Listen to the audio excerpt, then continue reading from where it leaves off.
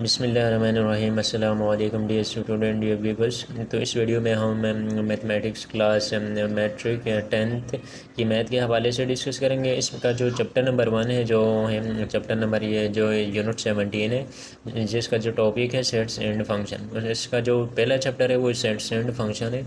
तो इसमें अगर बुक के लिहाज से देखा जाए तो ये पहला चैप्टर है, लेकिन यहाँ पे चैप्टर 17 से स्टार्ट है, क्योंकि 9 तक 16 चैप्टर तक क्लास 9 में मेंशन थे, उससे आगे तो मैट्रिक में 17 से आगे मेंशन है, और ये इसका पहला चैप्टर है। इसका जो टॉपिक नंबर 1 है ऑपरेशन ऑन सेट्स है। अगर ऑपरेशन ऑन सेट्स है तो अगर अपन ऑपरेशन ऑन सेट्स की सबसे पहले अगर हम सेट की बात करेंगे तो व्हाट इज सेट है। सेट की बात करेंगे तो set is the well defined object, the collection of well defined object होता है।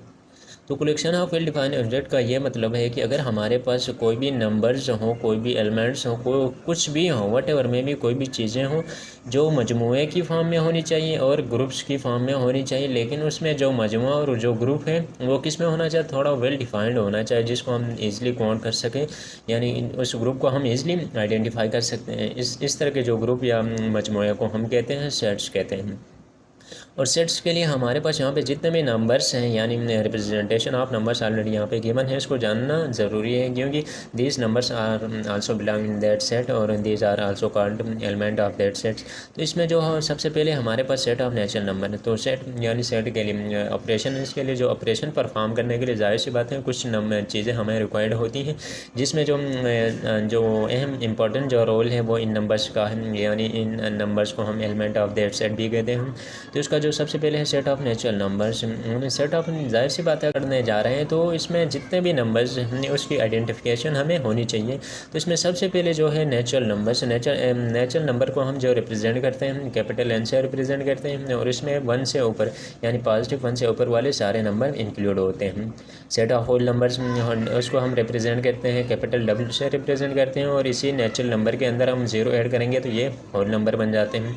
और सेट ऑफ इंटीजर इसको हम रिप्रेजेंट करते हैं कैपिटल जेड से, और इसमें अगर हम यहाँ पे तो सारे हम प्लस वाले नंबर लिखते हैं, इसी के साथ अगर माइनस वाले सारे नंबर लिखें, यानी +1 -1 +2 -2 +3 -3, इस तरह के जो सारे नंबर अगर इसमें इंक्लूड करेंगे तो ये सेट ऑफ इंटीजर बनेगा। सेट ऑफ इवन नंबर से अगर हम इवन नंबर की बात करेंगे तो जो हमारे पास 0 +-2 +-4 +-6 यानी डिविजिबल वाले जितने भी नंबर हमारे पास जो जोड़े वाले नंबर हैं वो सारे वो नंबर हमारे पास किस में आएंगे, यानी 0 भी इसमें इंक्लूड होगा, प्लस वाले माइनस वाले सारे नंबर इवन नंबर के अंदर आएंगे। सेट ऑफ ऑड नंबर से इसको हम जो रिप्रेजेंट करते हैं कैपिटल लॉ से रिप्रेजेंट करते हैं, और इसमें सारे यानी जिसका जोड़न ही बने, ऐसे जो सारे नंबर जो प्लस में भी माइनस में सारे नंबर 1 +-1 +-3 +-5 ये सारे नंबर किस में आएंगे, सेट ऑफ ऑड नंबर में। और सेट ऑफ प्राइम नंबर्स को हम जो रिप्रेजेंट करते हैं कैपिटल पी से रिप्रेजेंट करते हैं, और इसमें 2 3 5 7 यानी इस तरह के नंबर आएंगे जो यानी दूसरे नंबर उनको डिवाइड नहीं कर रहे हैं, these are only divided by himself, यानी कोई भी नंबर इनको डिवाइड नहीं कर पाएगा, वो ये अपने अपने आप में ये डिवाइड हो जाएंगे। इस तरह के अगर हम नंबर को हम सेट ऑफ प्राइम नंबर कहते हैं। सेट ऑफ रेशनल नंबर को हम क्यों से कैपिटल क्यों से रिप्रेजेंट करते हैं, उसमें x such that x is equal to p upon q, where p q belong करते हैं Z and q not equal to 0। इसमें ये कह रहा है कि इसमें हम जो एक्स रखते हैं जो नंबर पी अपॉन वो किस में होना चाहिए, पी अपॉन क्यों की फॉर्म में होने चाहिए, यानी अपान वाले जितने भी नंबर हैं उसको हम रेशनल नंबर कह सकते हैं। यानी पी अपॉन क्यों है तो 1/2 5/10, और ये माइनस में भी हो सकते हैं, -5/2 -5/10 वट एवर में भी, यानी अपान की फॉर्म में बटे की फॉर्म में जो अपान की फॉर्म में जितने भी नंबर हैं वो क्या है, रेशनल नंबर के अंदर बिलोंग करेंगे। पी क्यों बिलोंग करता है जेड का ये मतलब है कि अगर यहाँ पे जेड है तो जेड के अंदर ये पॉजिटिव नंबर भी है नेगेटिव नंबर भी है, तो इसका ये मतलब है कि यहाँ पे सारे पॉजिटिव और सारे नेगेटिव अपान वाले नंबर आएंगे। And q not equal to 0, ये क्यों नॉट इक्वल टू 0 इस वजह से कह रहा है कि अगर यहाँ पे हम क्यों 0 रखेंगे तो यहाँ पे पी अपान क्यों है, तो क्यों की जगह अगर 0 आएगा तो अगर कंसिडर करते हैं पी को 1 और क्यों को हम 0 कंसिडर 1/0, ये इन्फिनिटी होगा, तो इसमें नंबर में ये कंटेन ही नहीं करेगा, इस वजह से कह रहा है क्यों नॉट इक्वल टू 0।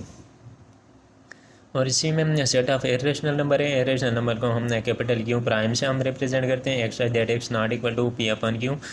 इसमें कह रहा है कि ये पी अपन क्यू अपन की फॉर्म में नहीं होने चाहिए। वेर पी क्यों बिलोंग करते हैं, ये भी किससे इंटीजर में बिलोंग करते हैं, यानी प्लस माइनस सारे इंटीजर इसमें हो सकते हैं, क्यू नॉट इक्वल टू। अगर इसकी बात करेंगे तो अगर यहाँ हमारे पास जो √2 है, √7 है, √3 है, इस तरह के जो नंबर हैं वो ये, और इसको हम कह सकते हैं जो हमारे पास non terminating non recurring number हैं वो भी इरेशनल नंबर के अंदर आते हैं, तो इन सब को हम कहेंगे इरेशनल नंबर्स। और सेट ऑफ रियल नंबर की बात करेंगे तो x that x is equal to p upon q and x not equal to p upon q. अगर इन दोनों स्टेटमेंट को देखेंगे p upon q and x not equal to p upon q, तो इसमें देखो ये रेशनल नंबर है, ये इरेशनल नंबर है, पी क्यू बिलोंग कर Z and q not equal to 0, यानी रियल नंबर को हम कह सकते हैं कि the union of rational number and irrational number, यानी इसके अंदर सारे नंबर आएंगे रियल नंबर के अंदर, पर all this numbers are also include in real numbers. यहाँ पे जितने भी मेंशन नंबर्स हैं उसको हम कंसिडर कर सकते हैं रियल नंबर, ये सारे नंबर रियल नंबर के अंदर मौजूद होते हैं, और इसमें रेशनल नंबर भी इरेशनल नंबर भी रियल नंबर के अंदर मौजूद होते हैं, क्योंकि मैथ में 2 किस्म के नंबर होते हैं, एक को हम रियल नंबर कहते हैं, एक को कम्प्लेक्स नंबर कहते हैं। कम्प्लेक्स नंबर तो वो आइटा वाले नंबर हो गए जो रियल और इमेजिनरी पार्ट वाले, उसके अलावा यहाँ पे जितने भी नंबर्स होंगे चाहे वो रेशनल हो, इरेशनल हो, चाहे होल नंबर जो भी हो, ये रियल नंबर के अंदर आते हैं। टाइप ऑफ सेट है रिप्रेजेंटेशन ऑफ सेट्स। इसके जो हमारे पास जो टाइप ऑफ सेट और रिप्रेजेंटेशन ऑफ सेट है, तो रिप्रेजेंटेशन ऑफ सेट में अगर हम देखेंगे तो we have given 3 common representation of set. The first one is a descriptive form, the second is tabular form and the third is set builder form. इसमें 3 किस्म की जो रिप्रेजेंटेशन है उसकी हम सेट की रिप्रेजेंटेशन हम 3 तरीके से कर सकते हैं। एक को हम डिस्क्रिप्टिव फॉर्म कहते हैं, दूसरे को टेबुलर फॉर्म, और एक को सेट बिल्डर फॉर्म कहते हैं। तो इसमें हम डिस्क्रिप्टिव फॉर्म की बात करेंगे तो descriptive form is the form that contain the common characteristic of element in common language. अगर हम कोई भी सेट को क्या करें कि किसी भी सेट को हम यानी कॉमन लैंग्वेज के हिसाब से अगर रिप्रेजेंट करते हैं, फॉर एग्जांपल अगर हम A is equal to set of natural numbers between 5 and 10, तो इसको हमने जो रिप्रेजेंट किया यहाँ से यहाँ तक है वो किस में है, नेचुरल नंबर्स बिटवीन 5 एंड 10, यानी नेचुरल नंबर 5 और 10 के बीच में जो नंबर हैं वो तो कौन से नंबर हैं, सेट ए के अंदर मौजूद है। तो अगर यहाँ पे एक्चुअली देखा जाए तो 5 और 10 के बीच में जो नंबर है 6, 7, 8, 9, 10 है, लेकिन इसको हमने किस में लिखा, कॉमन लैंग्वेज में लिखा, यानी नेचुरल नंबर बिटवीन 5 एंड 10। तो इसको हम अगर इस तरह की अगर स्टेटमेंट हम लिखते हैं तो इसको हम डिस्क्रिप्टिव फॉर्म कहते हैं। The second form is tabular form.